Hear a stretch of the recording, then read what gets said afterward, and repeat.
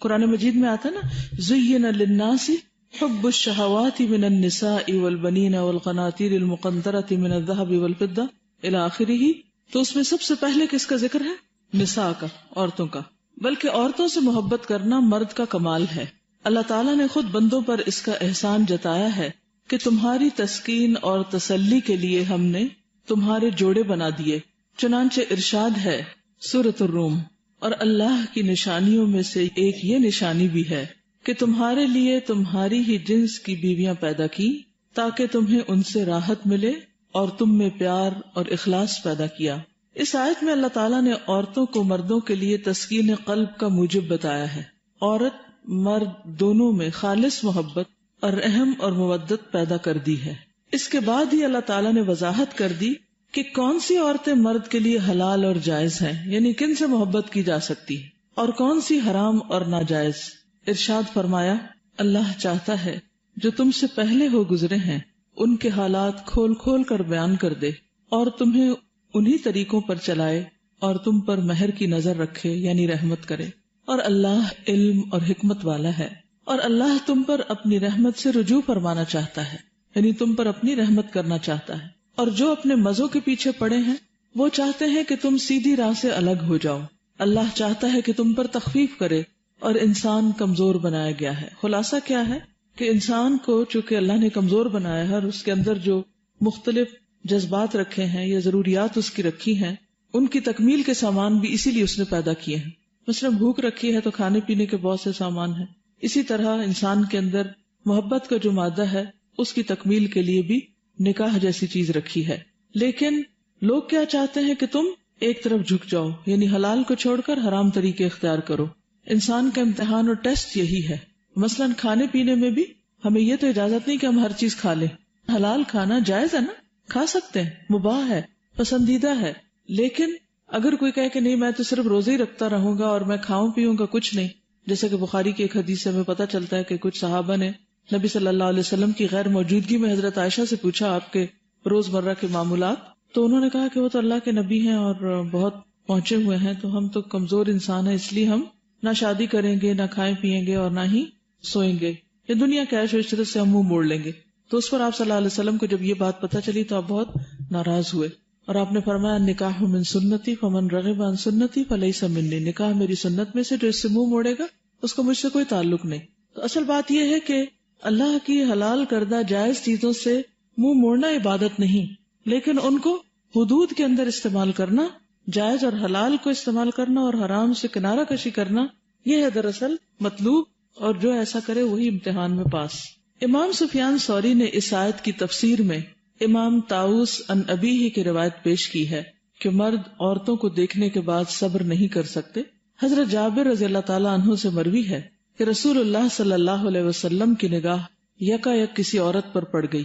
آپ اسی وقت حضرت زینب کے پاس تشریف لے گئے اور ان سے اپنی ضرورت پوری کی. فرمایا ان المرأۃ تقبل فی صورت شیطان وتدبر فی صورت شیطان فاذا رأى احدکم امرأۃ فاعجبته فلیأت اہلہ فان ذلک یرد ما فی نفسہ. صحیح مسلم. عورت شیطان کی صورت میں سامنے آتی ہے، یعنی مرد کے لیے عورت فتنہ ہے اور شیطان کی صورت میں واپس لوٹتی ہے. جب تم میں سے کسی کی نگاہ کسی عورت پر پڑ جائے اور اسے اپنی طرف متوجہ کر لے تو چاہیے کہ وہ اسی وقت اپنی بیوی کے پاس چلا جائے، اس سے اس کے نفس کے خیالات دور ہو جائیں گے. اس حدیث میں بہت سے فوائد ہیں. ایک یہ کہ اگر کسی عورت پر نگاہ پڑ جائے اور دل میں اس کی جانب سے خطرات اور خیالات پیدا ہو جائیں تو اپنی بیوی سے جو اسی عورت کی ہم جنس ہے اپنی حاجت پوری کر لی جائے. اس سے انسان کو اس طرح تسکین اور تسلی ہو جاتی ہے، جیسے ایک کھانے کے بجائے دوسرا کھانا کھا لینے سے اور ایک کپڑے کے بجائے دوسرا کپڑا پہن لینے سے تسکین اور تسلی ہو جاتی. مزید یہ کہ رسول اللہ صلی اللہ علیہ وسلم نے حکم فرمایا کہ اگر کسی عورت کی خوبصورتی شہوت برانگیختہ کر دے، یعنی مرد کے جذبات کو ابھار دے، تو اسی وقت اس کا علاج کر لیا جائے. اور اس کا بہترین علاج یہ ہے کہ اپنی بیوی سے اپنی خواہش پوری کر لی جائے، اس سے شہوت کم ہو جاتی، یعنی وہ خیالات اس کے ختم ہو جائیں گے.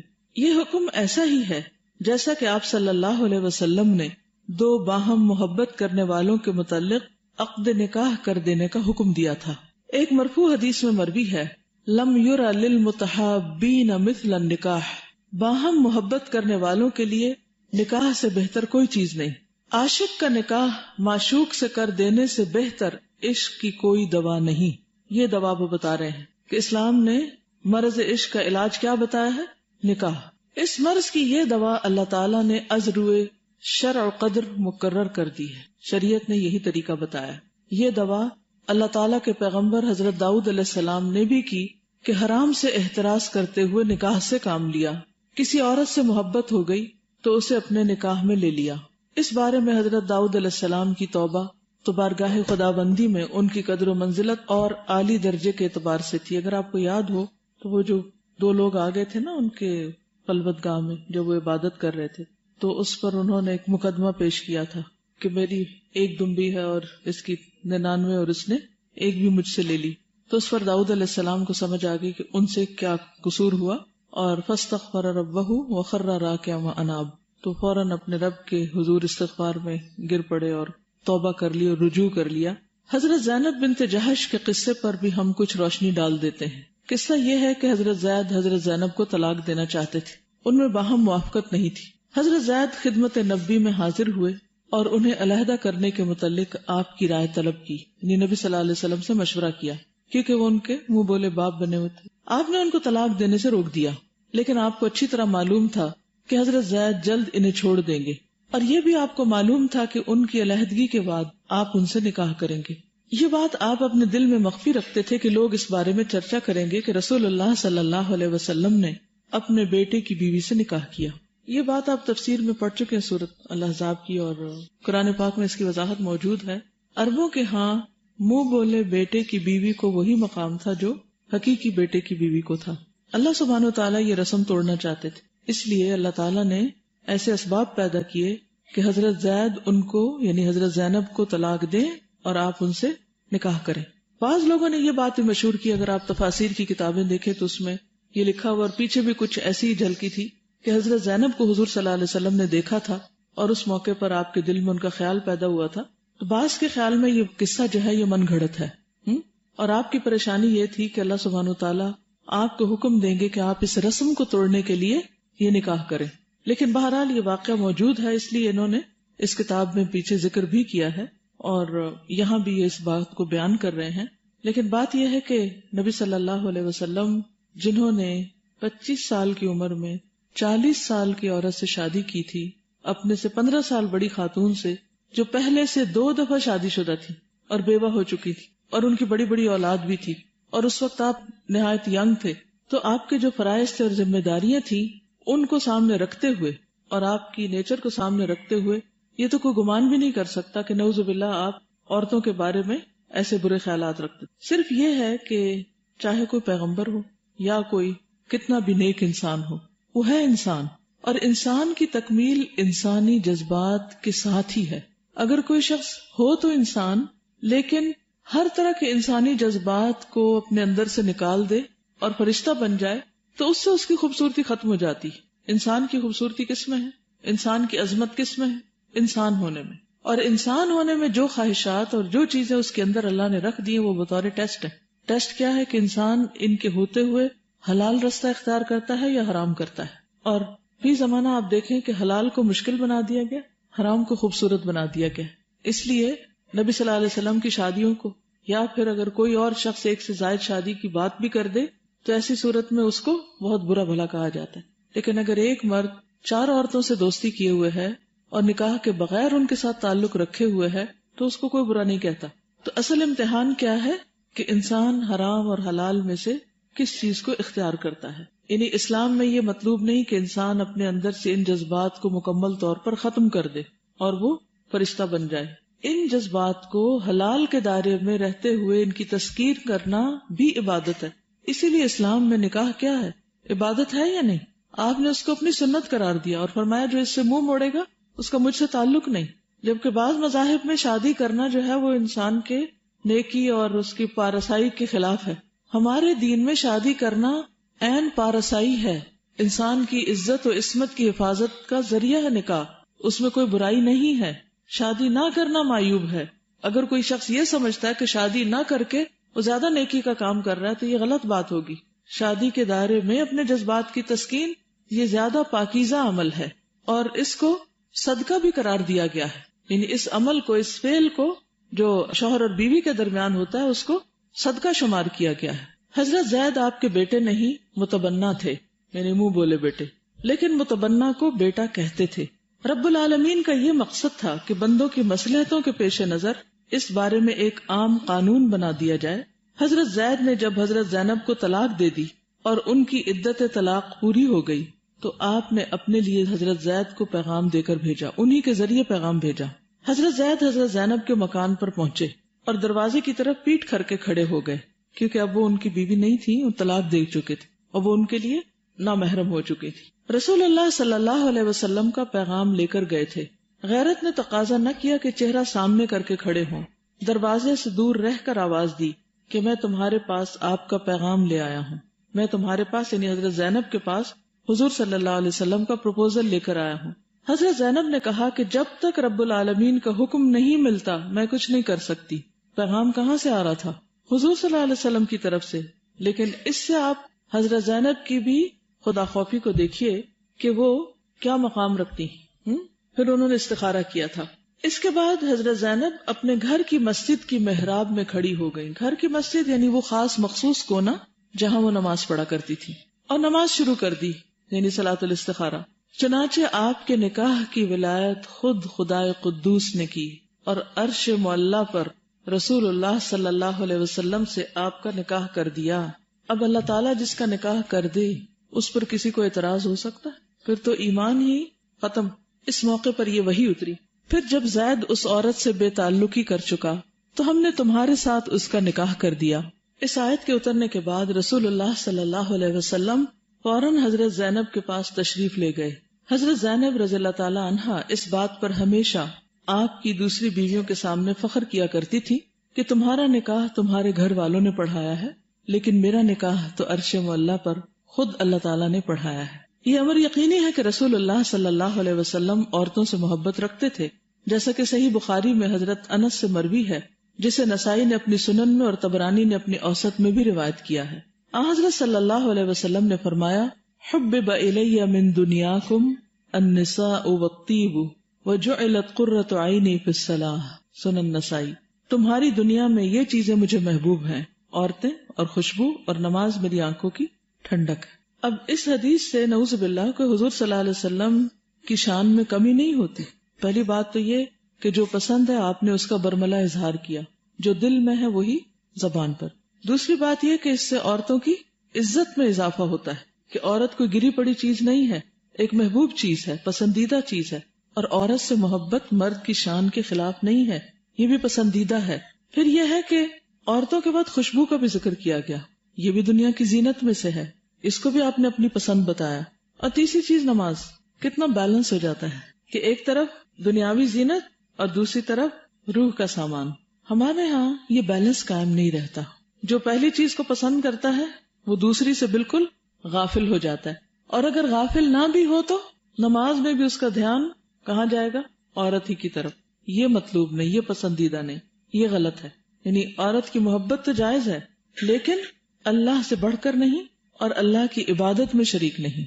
یہ سب سے مشکل کام ہے اور یہ سب سے بڑا امتحان ہے، کیونکہ ایک طرف کو لڑک جانا آسان ہوتا ہے، جیسے پیچھے آئے نا اس آیت میں، وَيُرِيدُ الَّذِينَ يَتَّبِعُونَ الشَّهَوَاتِ أَن تَمِيلُوا مَيْلًا عَظِيمًا، یہ آیت 27 ہے سورۃ النساء کی۔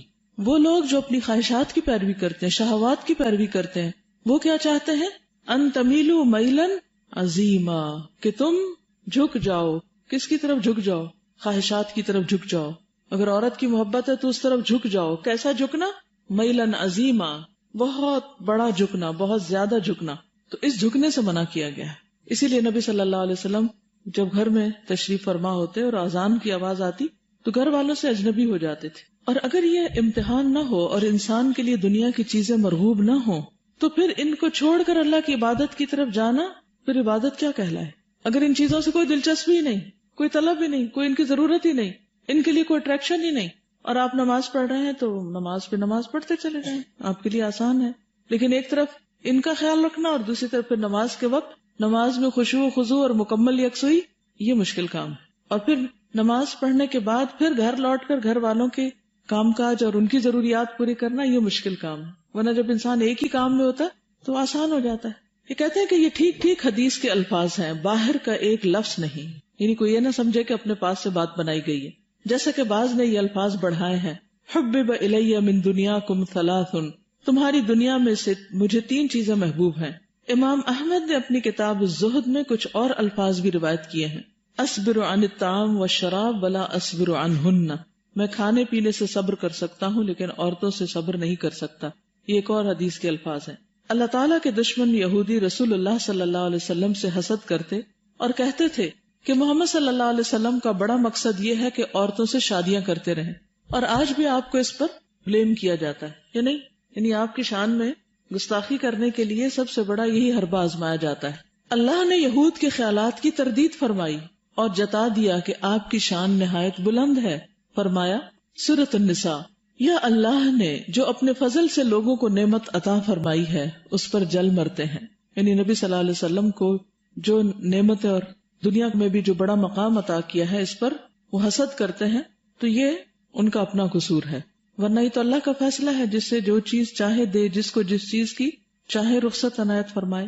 امام الحنفاء حضرت ابراہیم خلیل علیہ السلام کے نکاح میں حضرت سارہ جیسی حسین و جمیل اور دنیا جہاں کی عورتوں سے زیادہ خوبصورت عورت تھی، پھر بھی آپ نے حضرت ہاجرہ سے اپنا رشتہ قائم کیا۔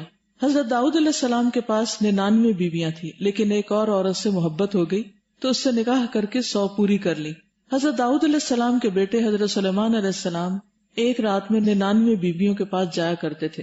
کئی لوگوں نے اس کی بہت کیلکولیشنز کی اور بہت سی باتیں کی، لیکن بات یہ ہے کہ پیغمبروں کا معاملہ بعض اوقات عام انسانوں سے مختلف ہوتا ہے۔ وہ جانے کی صورت کیا تھی، ان سے بات چیت کرنا، ان کو وزٹ کرنا، زیارت کرنا، ان کو دیکھنا یا کوئی اور تعلق، تو اس لیے جتنا شریعت نے بتایا ہے اتنا انسان پڑھ لے اور وہیں پر خاموش، اور اس سے آگے اس کی ڈیٹیل میں جا کے اگر عقل نہیں مانتی کسی بات کو تو اس پر دین کو کنڈیم نہیں کرنا چاہیے، ان روایات کو ایز اٹ از لے لینا چاہیے، کیونکہ ایسی روایات بعض لوگوں کے لیے بہت فتنے کا ذریعہ بنی اور انہوں نے ان کو پکڑ کے باقی سارے دین کو بھی ایک طرف رکھ دیا۔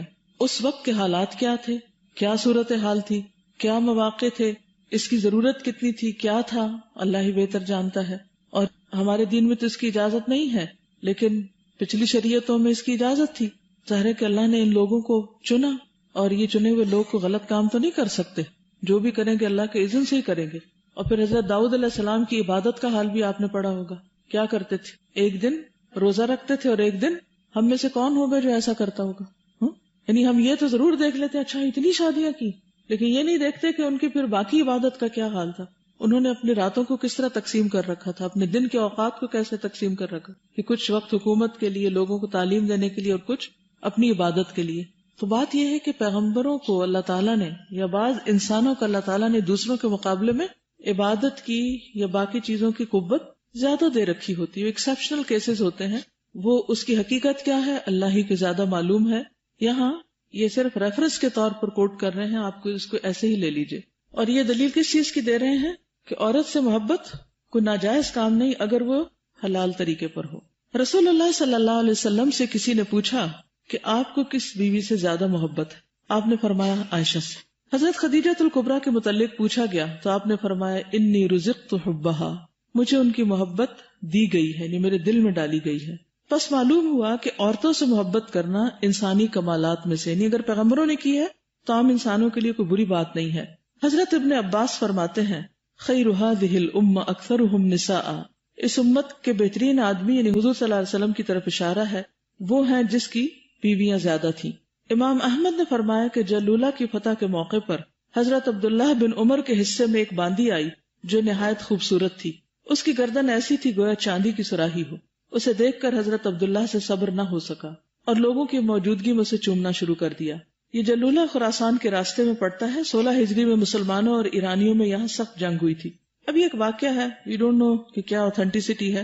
عبداللہ بن عمر کے بارے میں بھی ان کی عبادات اور ان کے جو دین سے شغف اور ان کے تقوی کے بارے میں آتا ہے، وہ کسی سے چھپا ہوا نہیں ہے، لیکن بہرحال یہاں انہوں نے اس واقعے کو اس لیے کوٹ کیا ہے، اور ان کا بھی اس عورت کے ساتھ تعلق جو تھا وہ کوئی حرام نہیں تھا، وہ ان کے حصے میں آئی تھی۔ اس واقعے سے امام احمد نے اسیر شدہ باندیوں سے فائدہ اٹھانے کے جواز پر استدلال کیا ہے۔ استبراء رحم سے قبل جماع اور ہم بستری کے سوا دوسرا فائدہ اٹھایا جا سکتا ہے، بخلاف اس باندی کے جو چند آدمیوں میں مشترک ہو، اس سے کسی قسم کا بھی فائدہ اٹھانا جائز نہیں، کیونکہ مشترک باندی میں یہ امکان ہے کہ کسی کا حصہ فسخ ہو جائے، اور ایسا ہو تو غیر کی باندی سے فائدہ اٹھانا لازم آئے گا جو حرام ہے۔ یعنی اگر ایک غلام عورت ایک مرد کے لیے مخصوص ہے تو اس سے ایسا فائدہ اٹھایا جا سکتا ہے، لیکن اگر وہ 4-5 آدمیوں کے حصے میں آئی ہے تو پھر اس سے جسمانی تعلق کسی کا بھی نہیں ہوگا، ویسے وہ ان کی ملکیت ہوگی کہ باقی کام کاج اس سے لے سکتے ہیں۔ رسول اللہ صلی اللہ علیہ وسلم نے ایک عاشق کے حق میں معشوقہ سے سفارش فرمائی کہ اس سے نکاح کر لے، لیکن معشوقہ نے انکار کر دیا۔ یہ بات مغیث اور بریرہ کے قصے میں موجود ہے۔ مغیث نے بریرہ کو طلاق دینے کو تو دے دی، لیکن اب اس کے پیچھے پھرنے لگے اور اس کے فراق میں زار و قطار روتے، اور ایسے روتے کہ آنکھوں سے آنسوں کی جھڑیاں لگ جاتی۔ مغیث کی یہ حالت دیکھ کر حضرت صلی اللہ علیہ وسلم نے بریرہ سے کہا، لو راجعتیہ، اگر تم اس سے رجوع کر لو، یعنی اس کے نکاح میں پھر چلی جاؤ، یعنی وہ اجازت دو تو وہ تم سے رجوع کر لے، یا تم اسے رجوع کی اجازت دو۔ بریرہ نے کہا، یا رسول اللہ، آپ مجھے حکم دے رہے ہیں؟ آپ نے فرمایا، نہیں، میں سفارش کر رہا ہوں۔ بریرہ نے کہا، یا رسول اللہ، اب مجھے ان کی ضرورت نہیں۔ اس کے بعد حضرت صلی اللہ علیہ وسلم نے اپنے چچا حضرت عباس سے کہا، یا عباس، الا تعجب من حب مغیث بریرہ ومن بغضها له، اے عباس، کیا مغیث کی محبت اور بریرہ کی ان سے نفرت پر آپ کو تعجب نہیں ہوتا؟ یعنی اس سے یہ مطلب نہیں کہ اگر کوئی شخص کسی پہ عاشق ہو ہی گیا ہے تو اب لازماً اس کی شادی کر دی جائے۔ اگر عورت راضی نہیں اور وہ انکار کرتی ہے تو عورت کا حق بھی اس حدیث سے پتہ چلتا ہے کہ نبی صلی اللہ علیہ وسلم نے اس کو مجبور نہیں کیا۔ اور تعجب کی بات یہ ہے کہ دلوں کے حال اللہ ہی کو معلوم ہے، اور اللہ ہی کے ہاتھ میں ہے دل، اور دلوں کی ایسی کیفیت اور حالت بھی ایک امتحان ہوتا ہے، آزمائش ہوتی ہے۔ یعنی آپ حیران ہو رہے ہوں گے کہ اس کی کیا وجہ تھی کہ مغیث اتنی محبت کرتا اور بریرہ اتنی نفرت کرتی ہے اور وہ اس کے پاس جانا نہیں چاہتی، تو نبی صلی اللہ علیہ وسلم مغیث کے لیے سفارش کرتے اور بریرہ کو مجبور نہیں کرتے۔ یعنی دلوں کے معاملے بہت عجیب ہیں، یہ مراد ہے۔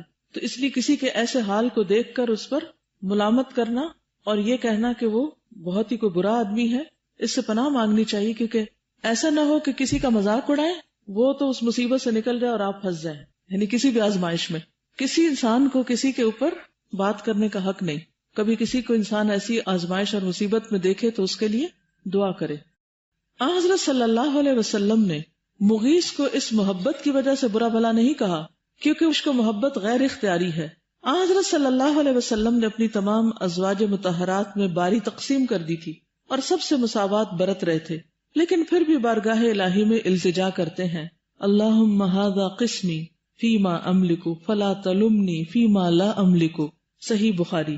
اے اللہ، جو میرے اختیار میں ہے میں نے اس طرح تقسیم کر دی، لیکن جو میرے اختیار میں نہیں ہے اس میں مجھے ملامت نہ کر۔ حالانکہ آپ صلی اللہ علیہ وسلم کو چوائس دی گئی تھی کس بات کی، چاہے تو آپ تقسیم کریں اور چاہے تو نہ کریں، اس کے باوجود آپ نے تقسیم کی۔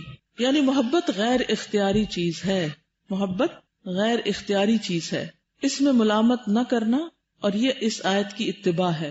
اور تم بہت چاہو لیکن یہ تم سے نہیں ہو سکتا کہ کئی بیویوں میں پوری برابری کر سکو، پورا عدل نہیں ہو سکتا۔ یعنی محبت اور جماع میں مساوات اور برابری کرنا بہت دشوار ہے، اس لیے اللہ نے اس فرمان کے بعد ارشاد فرمایا کہ مساوات دشوار ہے، لیکن تم ایک ہی عورت کی جانب کلیتاً جھک نہ پڑنا۔ فلا تميلوا كل الميل فتذروها كالمعلقة، تو بالکل ایک ہی کی طرف مت جھک پڑنا۔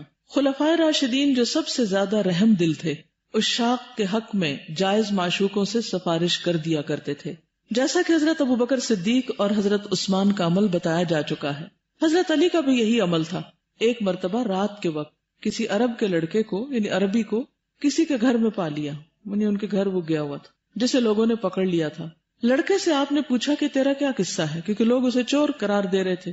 اس نے کہا، میں چور نہیں ہوں، سچا قصہ یہ ہے، تعلقت فی دار الرباح خریدتاً یذل لها من حسن منظرها البدر، لها فی بنات الروم حسن ومنظر، اذا افتخرت بالحسن عانقها الفخر، فلما طرقت الدار من حب مہجتی اتیت وفیها من یوقدها الجمر، تبادر اہل الدار بی ثم صیحوا هو اللص محتوم له القتل والاسر۔ ترجمہ انہوں نے لکھا نہیں، لیکن مفہوم اس کا یہ ہے کہ میں یعنی اس گھر کی ایک لڑکی سے محبت کرتا تھا، اور وہ اتنی خوبصورت تھی کہ جس کے لیے چاند بھی جھک آئے۔ یذل لها من حسن منظرها البدر، 14ویں کا چاند بھی اس کے لیے سر تسلیم خم کر دے. اور بنات الروم جو ہے یعنی رومی لڑکیاں، ان کے اندر جو حسن ہے اسی قسم کا حسن اس کے اندر ہے. اور اگر حسن کی بنا پر کوئی فخر کرے تو یہ لڑکی جس سے میں محبت کرتا ہوں وہ اس پر فخر کر سکتی. تو کہتا ہے کہ میں اس محبت کی وجہ سے اس گھر میں گیا تھا اور جو گھر والے تھے وہ انہوں نے چلا کے کہا کہ یہ چور ہے اور اس کے اوپر قتل اور قید کرنے کا حکم لازم ہے. حضرت علی نے یہ قصہ سنا تو آپ پر رقت طاری ہو گئی.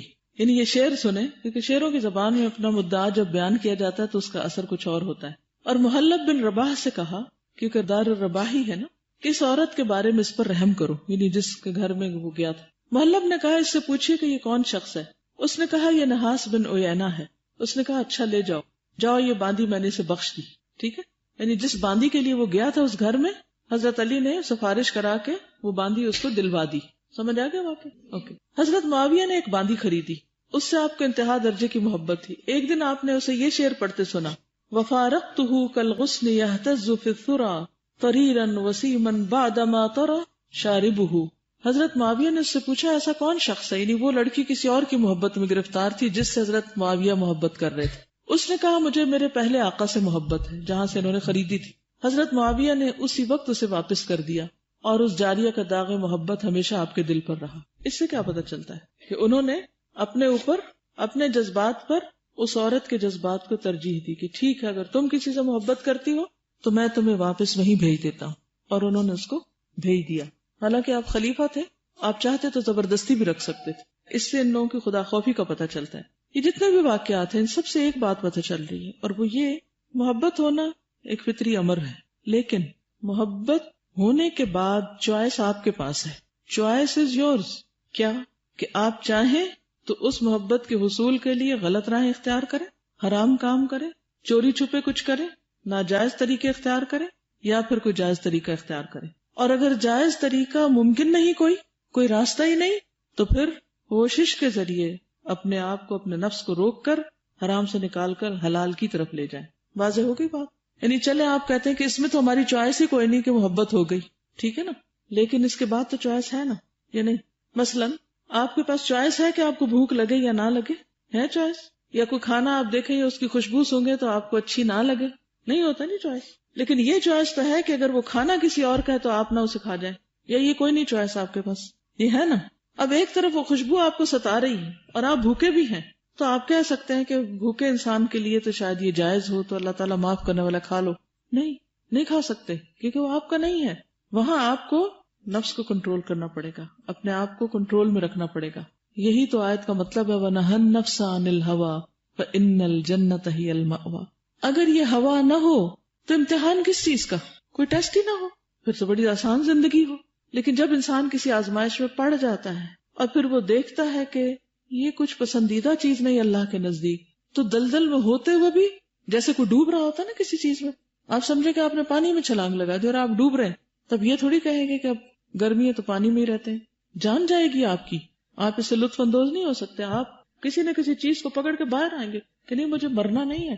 اسی طرح جب انسان کسی ایسے فتنے میں گرفتار ہو جاتا ہے کہ جس کے بعد اس کا حرام کی طرف میلان ہونے لگتا ہے یا وہ غلط کام کرنے لگتا ہے، اللہ کی نافرمانی کے دائرے میں داخل ہونے لگتا ہے، حدود کراس کرنے لگتا ہے، تو وہاں سے اپنی بات کھینچ لے کہ نہیں اس کی مجھے اجازت نہیں ہے. ٹھیک ہے میرے دل پہ اگر زخم لگ چکا ہے تو لگ چکا ہے، اس کو میں اللہ کی خاطر برداشت کروں گا، لیکن حرام میں نہیں جاؤں گا. یہ ہے سیکھنے کی اصل بات. ورنہ ان کہانیوں سے یہ نہ سمجھے کہ آپ اپنے لیے اس کو جائز قرار دیں کہ یہ تو جی اب ہمارے دل میں اللہ نے رکھ ہی دی ہے، اور اگر ہم کسی فتنے میں پڑ چکے ہیں تو اب اس کی ہمیں کھلی اجازت ہے، اور اب جو بھی ہو چپکے سے شادی کر لیں. کل ایک لڑکی کا فون آیا مجھے کافی دور پار جگہ، کئی دن سے وہ فون کر رہی تھی کہ کوئی بات پوچھنی تو مجھے ٹائم نہیں مل رہا تھا، کہتی آپ سے تفصیلی بات کرنی، تو میں کہتی تھی ٹائم ہوگا تو پھر کروں. بہرحال اس نے بتایا، خلاصہ مختصر یہ کہ کزن کے ساتھ اس کو محبت ہوگی، جا کے چھپ کے نکاح کر لیا. اب ہر طرح کے تعلقات ہیں اور گھر والوں میں سے نہ ادھر کسی کو پتا نہ ادھر. تو کہتی ہے میں کیا کروں؟ میں نے کہا دو میں سے ایک کام، ایک اپنے گھر والوں کو فوراً بتاؤ. پہلی بات تو یہ کہ ولی کے بغیر تمہارا نکاح کیسے ہو گیا؟ کہتے 3 لوگ موجود تھے. میں نے کہا اس کے لیے 3 لوگوں کا موجود ہونا کافی نہیں، اس کے لیے تمہارے باپ یا بھائی کا ہونا بیچ میں ضروری ہے، اور اگر یہ نہیں تو فوری طور پر اس تعلق کو ختم کرو. کہتے ابھی وہ کچھ کماتا نہیں. میں نے کہا کماتا نہ ہو تو اس کا یہ مطلب ہے کہ انسان چھپ کے حرام کام کرے؟ تو بات یہ ہے کہ بہت سے لوگ اس طرح کی چیزوں کو اپنے لیے، یعنی یہ نہ ہو کہ یہ واقعات پڑھ کے کہ جو عورت کی محبت تو طبعی ہے اور مرد اب مجھ پہ مائل ہو چکا ہے تو میں اس کا دل کیسے توڑوں، اور جا کے تو کہیں آپ نکاح کر لیں یا اس کے پھندے میں پھنس جائیں، اس کی کہیں کوئی اجازت نہیں، یہ ہرگز جائز نہیں. نکاح کرتے ہیں ماں باپ، باپ کرتا ہے، ولی کرتا ہے، اور اس کا اعلان کیا جاتا ہے. چھپا ہوا نکاح کوئی نکاح نہیں ہوتا. اگر وہ راضی نہ ہو تو ان کو کسی طریقے سے راضی کرایا جائے، لیکن معروف طریقے سے ہی تعلق ہونا چاہیے، حرام طریقے سے نہیں، کیونکہ کوئی بھی حرام طریقہ جو ہے بالآخر انسان کے لیے ہلاکت کی طرف لے جانے والا ہے. وہ پیچھے ہم نے پڑھا ہے نا کہ جو زنا کرے گا وہ یلقا اسامہ یضاعف له العذاب یوم القیامہ، دگنا عذاب اس کو دیا جائے گا قیامت کے دن. کہ ایمان ہوتے ہوئے اور دوسری طرف دین پڑھتے پڑھاتے ہوئے یہ کام، تو اس کی کوئی گنجائش نہیں. چھپا ہوا نکاح نکاح نہیں ہے. زمخشری نے اپنی ربیہ کے اندر ایک واقعہ لکھا ہے کہ زبیدہ جب مکہ معظمہ جا رہی تھی. کون تھی زبیدہ؟ کس کی بیوی؟ ہارون الرشید. راستے میں ایک دیوار پر یہ شعر لکھے دیکھے: اما فی عباد اللہ او فی امائہ کریم یجلی الہم عن ظاہل العقل لہ مقلۃ اما الماء فی فقریحۃ واما الحشا فالنار منہ علی رجلی. زبیدہ نے نظر مانی کہ اگر میں ان کے لکھنے والے کو پا لوں تو میں ضرور اسے اس کے محبوب سے ملا دوں گی. یعنی کس نے یہ شعر لکھے؟ اس نے لکھا کیا تھا؟ اما کوئی نہیں ہے فی عباد اللہ اللہ کے بندوں میں سے، او فی امائہ یا بندیوں میں سے، کریم جو ایسا معزز ہو، یجل الہم جو دور کر دے اس ہم کو، غم کو، عن ذاہل العقل اس شخص سے جس کی عقل ماری گئی ہے، مجنون ہو چکا ہے کسی کی محبت میں. ہے کوئی جو میری مدد کرے. بیسیکلی اس نے مدد کے لیے پکارا تھا. اور دوسرے مصرے کا مطلب یہ ہے کہ جو اس کی آنکھیں ہیں وہ آنسو بہا بہا کے ایک طرح سے زخمی ہو چکی ہیں، یا یہ ہے کہ اس کے پاؤں جو ہیں ان میں چھالے پڑ چکے ہیں، یعنی محبوب کی تلاش میں. تو کوئی ایسا نہیں کہ جو اس پریشانی کو دور کر دے. زبیدہ نے نظر مانی کہ اگر میں ان کے لکھنے والے کو پا لوں تو میں ضرور اسے اس کے محبوب سے ملا دوں گی. اس سے یہ بھی پتہ چلتا ہے کہ جب ایسا کوئی واقعہ کسی خاندان میں ہو، کسی بڑے کے سامنے ہو، کسی کی بچے کی ایسی کوئی چیز سامنے آ جائے، تو بجائے اس کے کہ پھر ان کے اوپر ناروا پابندیاں لگا دی جائیں، ان کا نکاح کر دیا جائے. پہلا کام یہ کرنا چاہیے کہ نکاح کر دینا چاہیے. ہم لوگ عام طور پہ نکاح کیوں نہیں کرتے؟ کہیں اسٹیٹس آتا ہے، کہیں ذات آتی ہے، کہیں برادری آتی ہے، کہیں کچھ آتا ہے. نکاح کو مشکل کر دیا گیا ہے اور حرام تعلقات کو ڈھیل دے دی گئی. لڑکیوں کے لیے حجاب، ستر، تنہا نکلنے پہ کوئی پابندی نہیں. وہ جہاں جائیں، دن کو جائیں، رات کو جائیں، کس کے گھر رہیں، کہاں جا رہی، کوئی پرواہ نہیں.